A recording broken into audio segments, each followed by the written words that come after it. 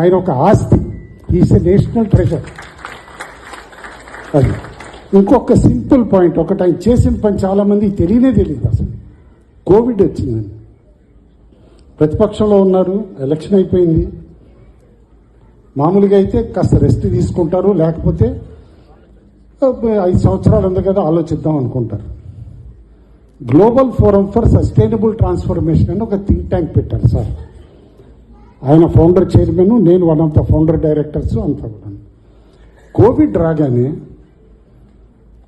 ఆయన ఇమ్మీడియట్గా ఫస్ట్ చేసింది ఏంటంటే, మా జిఎఫ్ఎస్టీలో మీరందరూ కలవండి, డేటా సైంటిస్ట్ని రిక్రూట్ చేయండి, కోవిడ్ పైన మొత్తం డేటా స్టడీ చేసి కంట్రీలోది ఎప్పటికప్పుడు రెస్పాన్స్ టైం ఏ విధంగా చేయాలి, ఏమి చేయాలంటే చాలామందికి బయట తెలియని విషయం.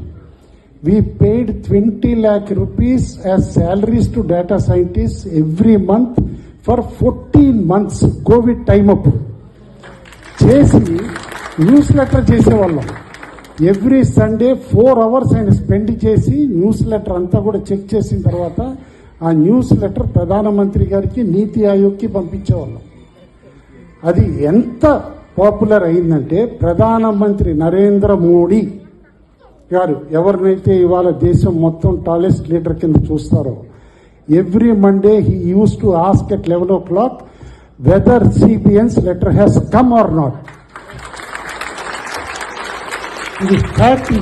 ఎందుకంటే 1 గంట లేట్ అయితే నాకు కాల్ వచ్చేది పిఎంఓ ఆఫీస్ నుంచి, మీ న్యూస్ లెటర్ ఏదే. అంత ఎఫర్ట్ పెట్టి కోవిడ్ టైం అప్పుడు కూడా, ఒకంత మేజర్ క్రైసిస్ టైం అప్పుడు ఆయన టైం స్పెండ్ చేశారంటే